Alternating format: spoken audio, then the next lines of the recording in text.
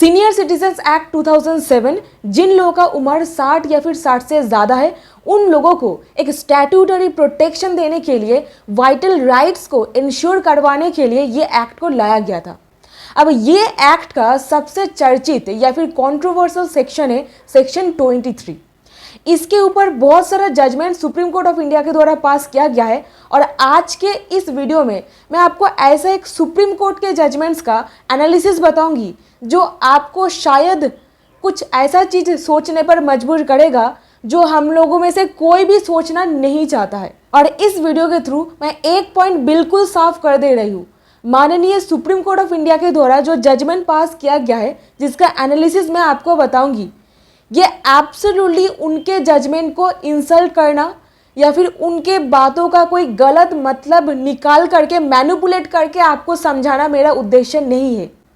मेरा उद्देश्य यही है, honourable supreme Court of India कौन सा चीज़, कौन सा फैक्टर्स को ध्यान में रखते हुए ये जजमेंट पास किए हैं, इसको ही मैं आपको बताऊंगी। तो ध्यान से देखिएगा, कोई भी गलत मतलब प्लीज मत निकालिएगा। हुआ क्या था, section 23 of the senior citizen act is very very important. क्यों इंपॉर्टेंट? क्योंकि सीनियर सिटीजन्स जो out of love and compassion अपने जीवन में संघर्ष करके जो प्रॉपर्टी वो कमाते हैं उसको आगे वाले इंसान को ट्रांसफर कर देते हैं। वो उनके लीगल एयर्स भी हो सकते हैं या फिर ऐसा कोई पर्सन जिनको वो ट्रस्ट करके प्रॉपर्टी दे रहे ताकि वो आगे आने वाले टाइम पर वो उनको बेसिक एमिनिटीज, फिजिकल नीड्स, मतलब जीने के लिए जो सारा मटेरियल चाहिए होता है वो प्रोवाइड करेंगे। अभी मुद्दा क्या है देखिए, जहाँ पर कोई ऐसा रिलेशनशिप डॉटर या फिर पेरेंट्स या फिर सन, ऐसा कोई संपर्क जहाँ पर क्रिएट हो जाता है, वहाँ पर कोई भी कंडीशन हम लोग अप्लाई नहीं करते। हम लोग कंडीशन क्यों अप्लाई करेंगे? क्योंकि वो लोग अपने हैं और अपनों के साथ कोई शर्त के आधार पर काम थोड़ी ना करते हैं। हम लोग out of love and affection कर देते हैं। और अगर ऐसे रिलेशन में कोई कंडीशन घुसाया जाएगा तो क्या वो एकदम नेचुरल वाला संपर्क रहेगा? कंडीशन में अप्लाई करके आपको कोई गिफ्ट वगैरह कर रही हूँ तो ये क्या कोई नेचुरल संपर्क होगा?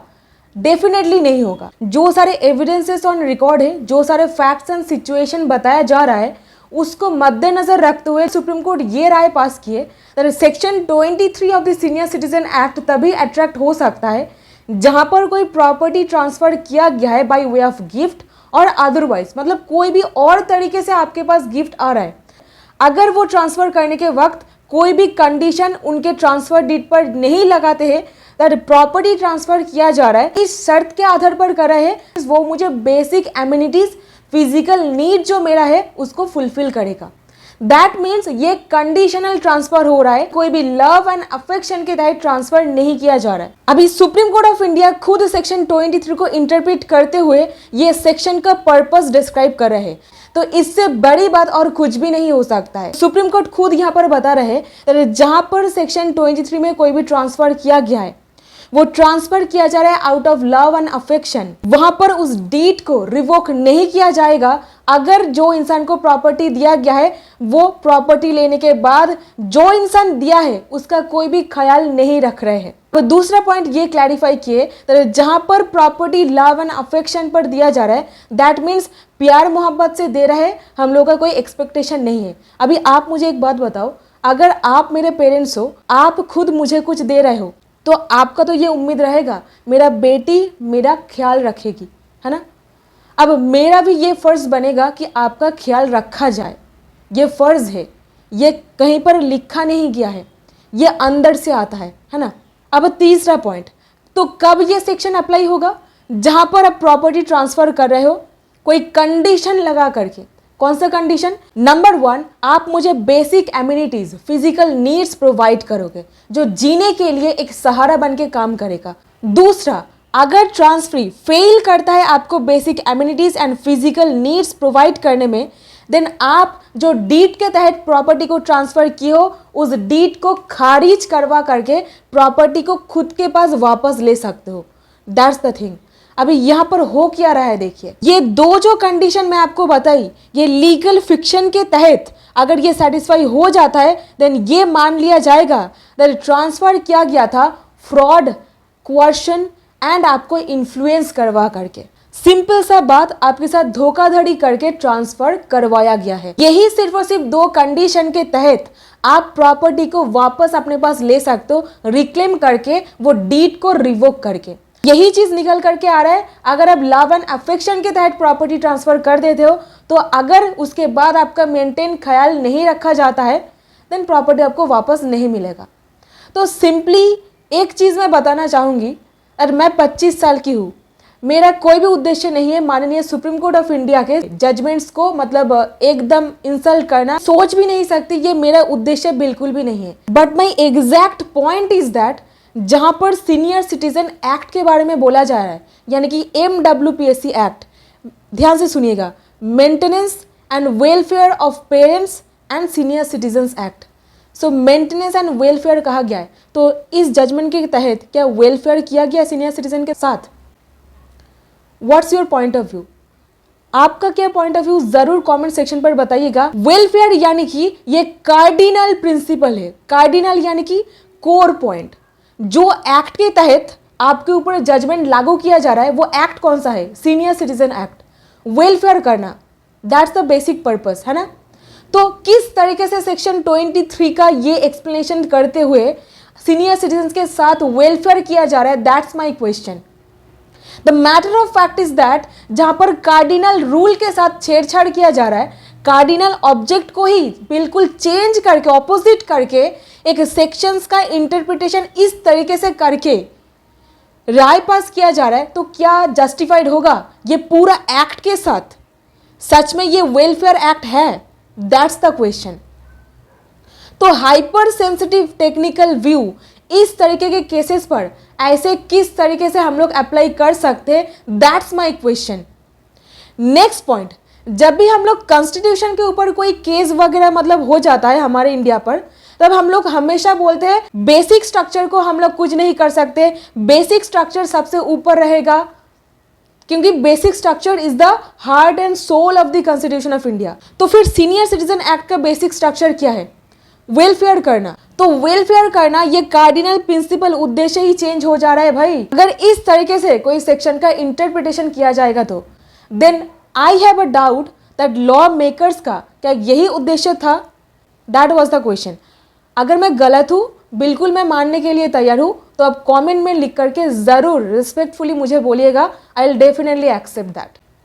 अभी next point is that senior citizens के बेनिफिट के लिए, तो इस चीज से कैसे बेनिफिट हो रहा है?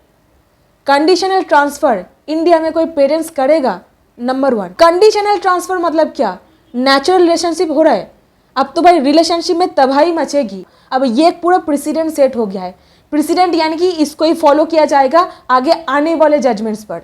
तो किस तरीके से ये एक्ट, ये इंटरप्रिटेशन जस्टिफाइबल होगा इंडियन सोसाइटी के लिए? That's my question. Senior citizens का ये सारा जो राइट्स है, इसको प्रोटेक्ट किया जाएगा, ये सिर्फ और सिर्फ ये स्टैट्यूटरी राइट नहीं है, ये article 41 of the constitution of India में भी गारंटी के तहत दिया गया है। अभी इसी के साथ सुप्रीम कोर्ट और एक पॉइंट को भी बिल्कुल क्लियर कर दिए, गिफ्ट के साथ ही साथ रिलीज डीड अगर आप कोई और मेथड के तहत ट्रांसफर कर रहे हो, वो भी इसके अंदर आएगा, जो कि एक अच्छी बात है। एब्सोल्युटली इसको क्लैरिफाई कर दिया गया। अभी देखिए इंपॉर्टेंट पॉइंट, अब ऐसा जजमेंट पास किया जा रहा है, that means what? Supreme court absolutely nullify कर रहे हैं जो ऑब्जेक्ट है मेन एक्ट का, एपेक्स को डेफिनेटली अगेंस्ट पर जा रहे हैं, नेगेट कर रहे हैं the very purpose and object of this particular act. Conditions नहीं लगाया जाएगा तो उनके टेक केयर, खाना पीना का मतलब जो बेसिक एमिनिटीज होता है उसको नहीं दिया जाएगा, यही डिजायर्ड गोल था। देखिए घरेलू छोटा मोटा केस में जैसा मम्मी पापा के कुछ ओपिनियंस मैच नहीं करते, ये हर घर में होता है। तो यहाँ पर मतलब क्या, माँ जन्म देते हैं और पापा मेंटेन करते हैं, कस्टोडियन होते हैं ना। तो पार्लियामेंट ऑफ इंडिया कानून को जन्म देते हैं, that means mother, parliament is mother. अब Supreme Court of India is father, यानी कि Supreme Court of India custodian. Law का ठीक ठाक से एग्जीक्यूशन हो रहा है, ये देखना उनका काम होता है। तो ऐसा एक जजमेंट पास किया गया honourable supreme Court of India के द्वारा, जिसके साथ मैं इस टाइम एब्सोल्युटली अग्री नहीं करती हूँ, क्योंकि उस टाइम पर प्रॉपर्टी ट्रांसफर हो जाने के बाद they are under no legal obligation उनके पेरेंट्स को मेंटेन करने का, ऐसा जजमेंट पास किया गया है। हैविंग सेड दैट अगर फ्रॉड एंड क्वार्शन या फिर अनडू इन्फ्लुएंस किया जाता है, देन समझ में आता है ऐसा कंडीशन के बारे में। अभी धोखाधड़ी हुआ है या फिर नहीं हुआ है, इसको तो प्रूफ करने का और भी रास्ता है, इसको हम लोग बाद में देख सकते हैं। तो ये बात जो कहा जा रहा है ट्रांसफर किया जा रहा है out of love and affection, और वो भी विदाउट एनी एक्सपेक्टेशन, तो सिमिलरली जो ये लव एंड अफेक्शन वर्ड इस्तेमाल किया गया है, क्या इसके अंदर बच्चों का रिस्पॉन्सिबिलिटी इंक्लूड नहीं होता है पेरेंट्स को मेंटेन करने का? लव एंड अफेक्शन में प्रॉपर्टी ले रहे हो और लव एंड अफेक्शन बैक करना भी रिस्पॉन्सिबिलिटी नहीं है, तो कौन सा मैटर है, इसको डिटेल में मैं इस वीडियो में कवर करी हूँ।